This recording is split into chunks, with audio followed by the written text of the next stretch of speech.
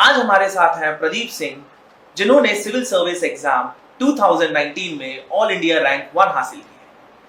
आज हम उनसे जानेंगे कि क्या उन्होंने क्या स्ट्रैटेजी ली, not only the strategies but most important क्या डिफिकल्टी फेस की। आप जैसे कई आईएएस एस्पिरेंट होंगे जिन्होंने कंटिन्यूअसली डिफिकल्टीज फेस कर रहे हैं, बट आपको शायद वो स्ट्रैटेजीज नहीं पता जो प्रदीप सिंह ने अडॉप्ट की है। तो welcome Pradeep, first of all congratulations. Thank you sir, thank you. मुझे पहले आपसे स्टार्ट करने से पहले आपसे ना एक रिएक्शन पूछना है कि आपका कैसा रिएक्शन था जब आपका पीडीएफ में आपने अपना नाम देखा। काफ़ी सरप्राइजिंग था मेरे लिए। आई डिडंट एक्सपेक्ट कि it will be first rank. I was confident कि एग्ज़ाम अच्छा हुआ है, but first rank was quite pleasant surprise. तो काफ़ी अच्छा लगा और काफ़ी सरप्राइजिंग भी था। तो सबसे पहला रिएक्शन क्या हुआ? जैसे हम लोग होते हैं कई बार, जैसे कई लोग रो पड़ते हैं, कई लोग मम्मी पापा को हक करते हैं। So what was your reaction? First reaction? ऐसा तो कुछ नहीं था। मुझे थोड़ा, मैंने उसको दोबारा क्रॉस चेक किया और फिर रोल नंबर से चेक करा तो आई वाज नम। मुझे पता नहीं चला कि अब क्या कैसे रिएक्ट करना है, और मैं चुपचाप बैठ गया और सोचने लगा कि ये क्या हुआ। और थोड़ी देर में मेरे को एहसास हुआ कि ये यूपीएससी का फाइनल रिजल्ट है और इसमें I got the first rank. So it was very good. So finally आपको रियलाइज स्टार्ट हो गई कि now I am a ranker, क्योंकि आप इससे पहले आईआरएस ऑफिसर रह चुके हैं, आप ना ट्रेनिंग कर रहे हैं अपनी। हाँ जी। So मैं आपसे थोड़ी आपकी जर्नी के बारे में पूछना चाहता हूँ कि आपकी जर्नी कैसी रही अभी तक यहाँ पर, आपके क्या attempts, number of attempts and how was your level of preparation, क्या मुश्किलें आप फेस की आपने? जी देखिए, मेरी जो जर्नी रही है वो स्टेप बाय स्टेप रही है। मैं इससे पहले इनकम टैक्स डिपार्टमेंट में मैंने 4 साल नौकरी करी है और उसके साथ साथ ही मैंने तैयारी अपनी स्टार्ट करी।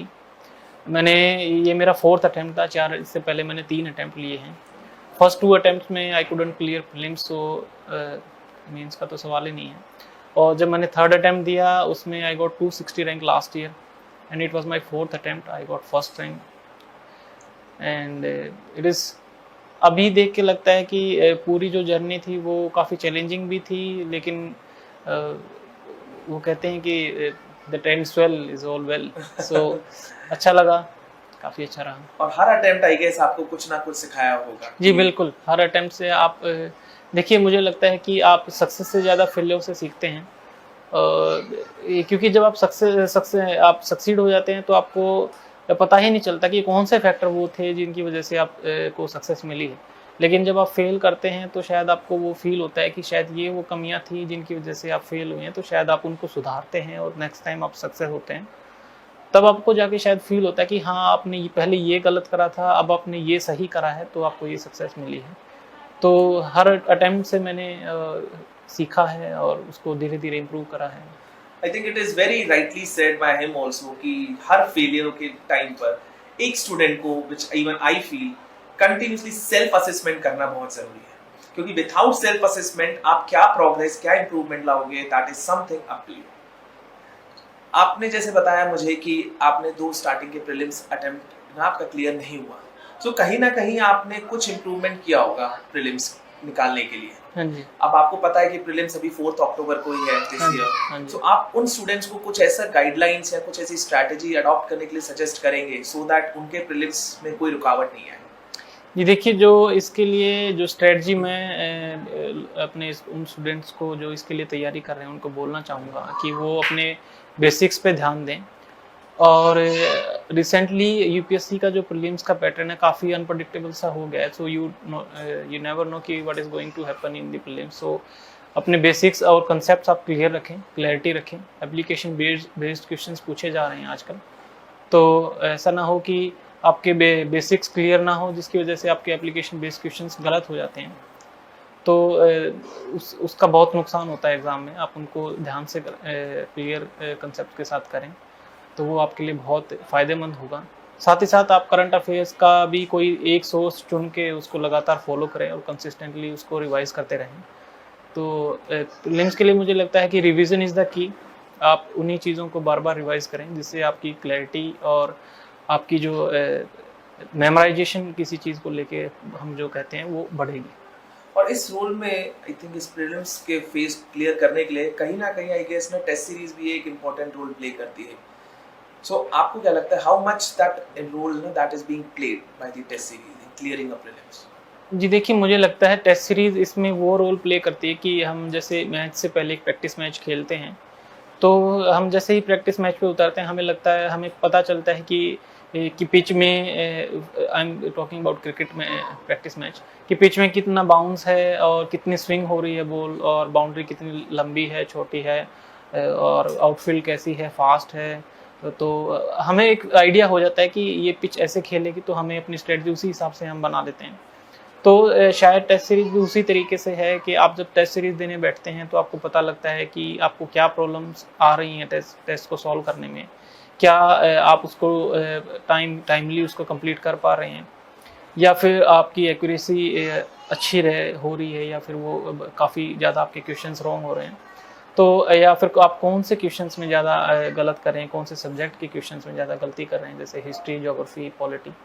तो मुझे लगता है ये एक प्री एनालिसिस हो जाता है आपकी तैयारी का, आपकी प्रिपरेशन का। आपको पता चलता है कि कौन से वो फैक्टर्स हैं जिन पे आपको ज़्यादा ध्यान देने की ज़रूरत है। So that is very important students कि टेस्ट सीरीज सिर्फ क्वेश्चन प्रैक्टिस करना नहीं होती है। टेस्ट सीरीज से आपको अपने मिस्टेक्स, वंस अगेन मिस्टेक्स को फीडबैक कंसिडर करके आप इनकॉर्पोरेट कीजिए अपनी प्रिपरेशन में, then only it is going to be helpful. आपको जैसे 3 स्टेज थे, प्रीलिम्स, मेंस, इंटरव्यू, आपके लिए सबसे टफेस्ट स्टेज कौन सा था? जी देखिए, सारे ही स्टेज अपने आप में यूनिक होते हैं, और मुझे लगता है कि हर स्टेज का जो टफनेस लेवल है वो हम कंपेयर नहीं कर सकते, क्योंकि तीनों ही फेसेस जो हैं वो अपने आप में डिफरेंट हैं और डिफरेंट टेम्परामेंट डिमांड करते हैं।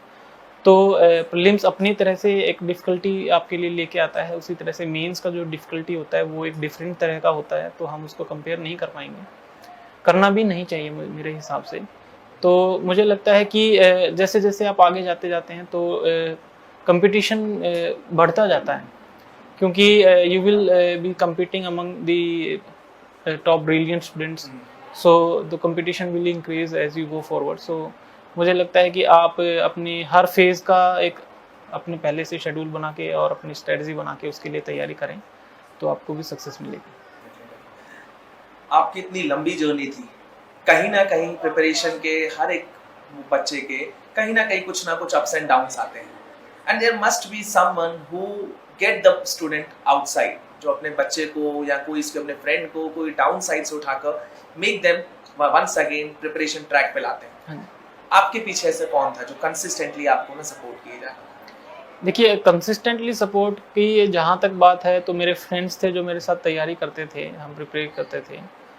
तो डे टू डे रूटीन में तो उन्हीं का एक आपके साथ हमेशा एक कंसिस्टेंट सपोर्ट रहता है। आप उनसे डिस्कस करते हो, एनालाइज करते हो, अपनी गलतियों का आपको पता लगता है, आप उनको सुधारने की कोशिश करते हो।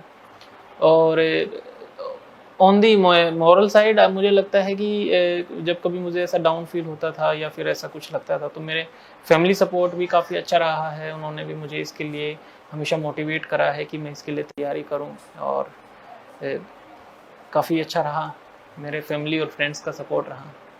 That's nice. We got to know some things from Pradeep Singh history today. ठीक है, आज हम उनको ज़्यादा तंग नहीं करेंगे, but let me get some insights about from him so that you guys can clear prelims without any difficulty. देखिए, अभी प्रीलिम्स के लिए मैं सिर्फ यही कहना चाहूँगा कि आप एक तो अपने करंट अफेयर्स के लिए ज़्यादा से ज़्यादा रिवाइज करें, क्योंकि अभी बहुत सारे जो क्वेश्चंस यूपीएससी का पिछले कुछ सालों से आ रहे हैं, हालांकि it is very unpredictable, but still current affairs का बहुत उसमें कंट्रीब्यूशन रहता है, तो आप उसको इग्नोर ना करें।